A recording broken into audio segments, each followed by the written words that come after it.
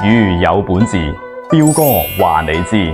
今期節目同大家介紹文創產品粵語本字估一估裏邊嘅唱開，佢係咁樣寫嘅。個唱字用拼音輸入法輸入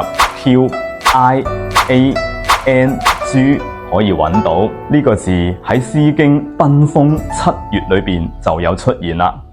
原句係殘月調桑，取比婦唱，以弗遠揚，以比女桑。殘月就即係農曆嘅3月。咁啱先嗰個句子嘅意思呢，就係喺農曆3月嘅時候去修剪桑樹枝，攞斧同埋唱嚟啊，將高出嚟嘅枝條斬咗佢，然後爬上啲細枝條嗰度去採摘幼嫩嘅桑葉。嗱，咁樣唱呢係一種斧頭嚟嘅喎。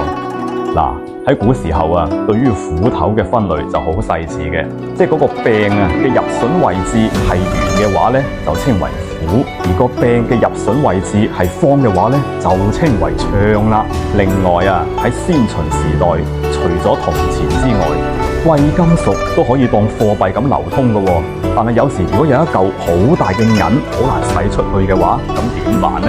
呢個時候就需要攞唱嚟將佢劈開，劈細嚿啲啦。所以咧，呢個唱後來慢慢就引申為特指錢幣嘅分解。所以唱開咧就即係將大面額嘅錢幣換成若干小面額嘅錢幣。我哋可以咁樣造句：呢張100蚊幫我唱開佢，唱成2張50啦。